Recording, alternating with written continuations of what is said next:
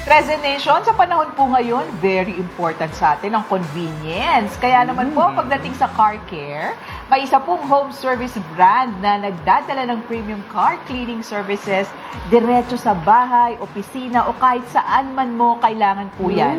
Mula sa inspirasyon na nakuha po sa Paris. Tama ba? Paris.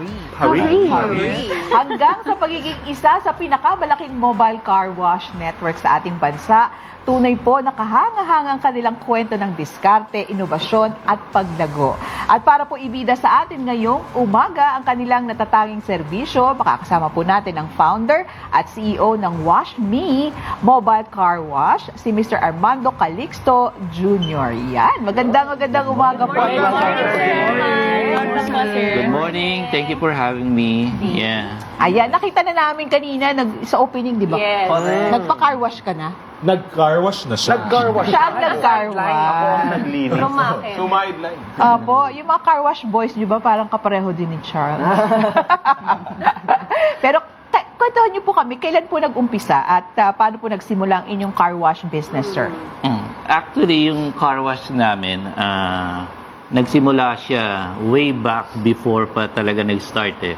Because it's a personal battle, sabi ko nga. I have been frustrated with the car wash industry sa atin. So every time I go to the car wash, so laging yung irritants nakikita ko, di ba? Substandard, okay, nakahubad yung nagka-car wash and so on. Ayun, no, tama. Di ba? Tapos ang What else? Oo. dirty nung mga ano. So lahat yun, I said to myself, how can I bring value to this industry? Kasi as an entrepreneur, you have to convert your irritants into an opportunity. Okay. So, one time, okay, yung travel nga namin sa Paris, as you have mentioned, nakita ko siya. And ito yung funny nun. Pag naglalakad kami ng wife ko, yung wife ko ang layo na, okay, kasi ako naiwan, tinapos ko yung nagka-car wash. And then all of a sudden, parang walang cash, phone lang. So, I instinctively noticed na app lang siya. So, immediately, nagpatayo ako ng app, 2019. Kala ko gano'n lang siya kadali. And then, doon pala yung challenges na. Okay. So, I spent agad ng million, which is wrong. Okay, now we learned the hard way. So, 2019, then we launched it 2020, pandemic. Parang sabi, tutuloy ko ba ito? Pandemic. You spent $1 million for the app? Yeah. Parang ordering yun. Parang ganon. Kung Yeah. halimbawa ako may requirement, Opo. pupunta ko dun sa app, and then you come to me. Yeah, Ganon and siya. now we're developing a new one. We're going to spend another million to this. Talaga. Okay, so technically, we launched 2020, okay, and then now, we're currently more than 5 years. Okay? Wow. Oo. So, So, ilan po ang nakasubscribe doon or nag-install ng app sa kanilang mga phone ngayon? Ano na siya, tens of thousands na siya. Wow. Pero hindi lang po siya sa app available. So, omni-channel siya. So, marami kami. And would you surprise na hindi yung app yung pinakamarami nagbubook? Kasi hindi siya yung, hindi siya Gen Z. Okay? Yeah. So, mas maraming Sino po? nagbubuk sa amin sa Facebook. Ah, okay. Facebook, Private messages Viber. po, mga- Actually, Viber is mas marami. Okay. And then third lang yung app. So, available din sa WhatsApp. So, maraming channel siya. Bakit po kaya ganon? Kasi you spend so much sa app eh. Bakit kaya hindi siya yung na-utilize ng gusto? So, kaya nga yung dinevelop namin na app ngayon, all of the channels will be integrated into one. Okay, Usually- so yung unang app namin kasi sir, yung structure niya, okay, or your architecture niya, hindi siya na-design sa ganun eh. So future. Baka So kumakain ngayon, ng space sa phone. At saka sa Philippine market, kapag may extra step pa, Ayun pag sa yan. kailangan pa i-download. so alam mo yun. So we have to cater different segment of the Right. market. So you have to treat individually talaga yung, yung market. Kaya there, on the back end, kami lang yung car wash na heavy yung backend. Para kami may call center sa... Okay, heavy yun. Data analytics, okay, market analysis, and so on and so forth. Sir, how hard was it to bring something that you noticed sa Paris to the Philippine market?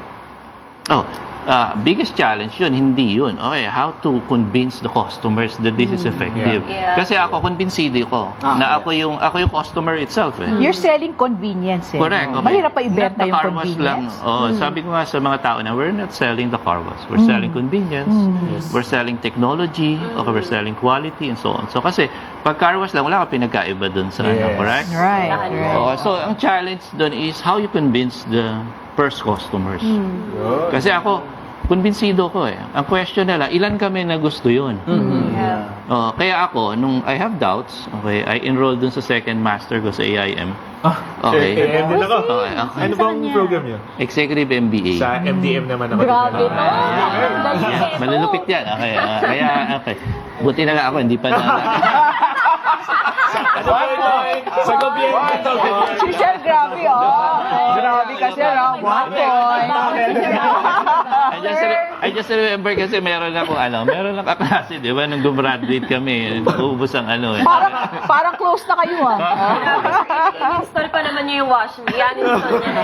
Hindi, ang maganda doon, nakita talaga ni Sir yung need. Yan yung unang-una na-analyze niya muna at ayun yung binigyan niya ng nakakitaan talaga ng market. Hindi, ang tanong natin dito, since this is an app, o orderin sa inyo, at napakaraming lugar sa atin. Siyempre, ang una nga, katulad ngayon, pagpunta nila dun sa destination nila, taas ng presyo ng gasolina, sa logistics, hindi ba? So, paano nyo po ina-address yung ganon? Yung, let's say, malalayong lugar na medyo malayo dun sa base ninyo.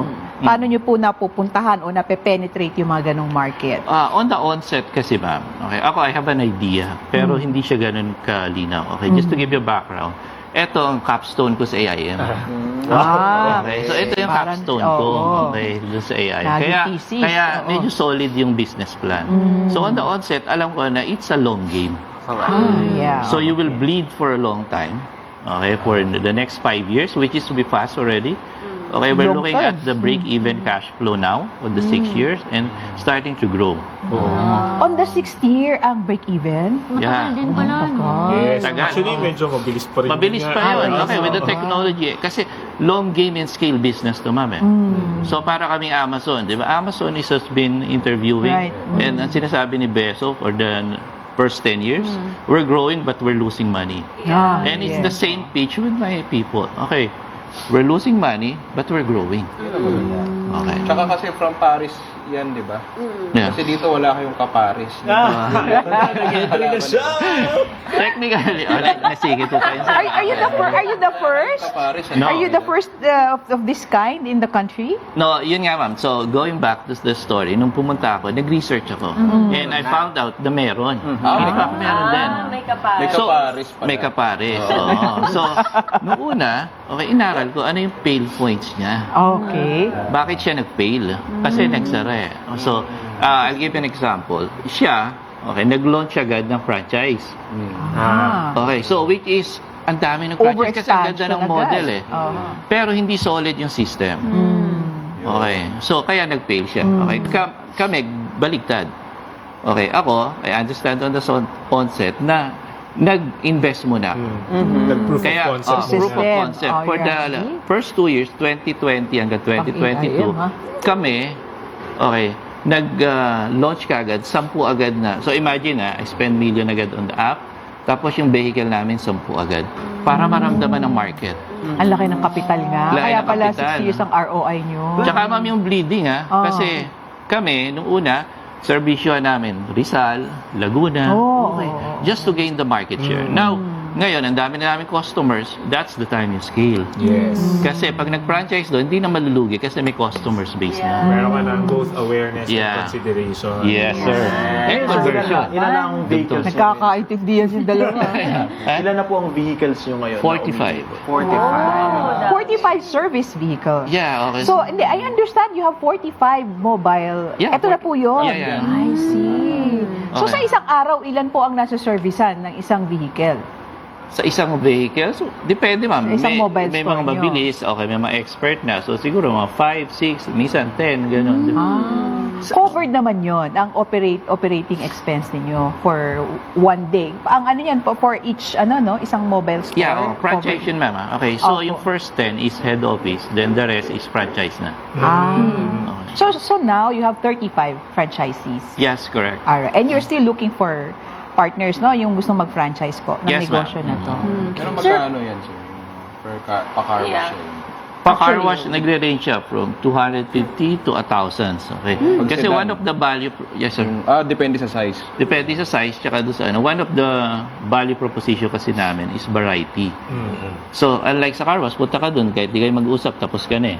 Di ba? So, dito, meron ka option. O, gusto ko ngayon maulan, linisin mo yung loob, okay, o gusto ko maaraw, may shine, okay, and so on and so Customize forth. na. Pero yung ano nyo, sir, yung price point nyo po, wala na pong hidden fees yun. For example, Wala. meron pa pong transportation charge doon sa place Pagpunta po ng nila. client. Wala na, okay, what you see on the app, okay, what you see, that's the total price. Etong mga produkto na to, separate pa to binibenta nyo? Ito po yung ginagamit yung mga products. So, ginagamit namin yan and binibenta rin namin yan. Okay, so kung gusto doon sila mag-car wash mismo. Ayun. Hindi lang po kayo car wash, sir, no? Parang nagdi-detail din. Yeah, yun. detailing din. Okay. So, Maraming ceramic value detailing. adding, ano? Dito po sa Pilipinas ginagawa ito or we're No, importing all this? in China. Kasi yung cost. So, Sir, no, napakaganda ng mga kwento mo about yung paano mo binild itong negosyo mo. Napakabusisi. Pero para sa mga manonood na may pangarap din na magnegosyo na katulad ninyo, may mga mensahe po ba kayo na maaaring ma-share sa kanila? kailangan alam nila papasukin nila. And to be honest, hindi madali magnegosyo. Okay. You must have, ako meron akong ABCD. Alright. Para madaling tandaan eh. Okay. So, framework, di ba sir? Kailangan framework. A, adversity quotient. Kailangan sobrang taas ng adversity quotient. Kasi kung nagninegosyo, 5 years, okay, nawawala ka lahat eh. After 8 years, 80% nawawala at 10 years. So, after 10 years, dalawa sa 10 negosyo na lang natitira. So, kailangan yung adversity quotient mo napakataas. Kasi challenge talaga siya. Yung B, you have to be bold enough. Bold enough to try, to test, and to prove. Kamukha nito, we try, we test, and we try to prove. Letter C, consistency. Yes. Okay. Hindi pwede sa una ka lang magaling. Kailangan talaga panindigan mo na yun. Panindigan. Okay, and lastly, you have to dream. Dream. So, pero ito yung pero hindi lang yung dream. Kasi yung dream, dapat it should be bigger than you. Hindi self-serving. Yes. Kasi yung mag-dream. Yung natutunan ko nung nag-business ako from AIM din, parang your dream should be big enough for it to hold not only your dreams but the dreams of people. Correct. Ano ba yan? Dahil dyan, enroll na. Anong app yun, sir, para ma-download nila? Invite our viewers and Yeah, okay. listeners. For those na who would like to join our venture, open po kami sa franchise. You can log on with www.washme.com.ph and also visit our Facebook page and download our app, Wash Me Mobile Car Wash. Ayan. Thank you so much, sir.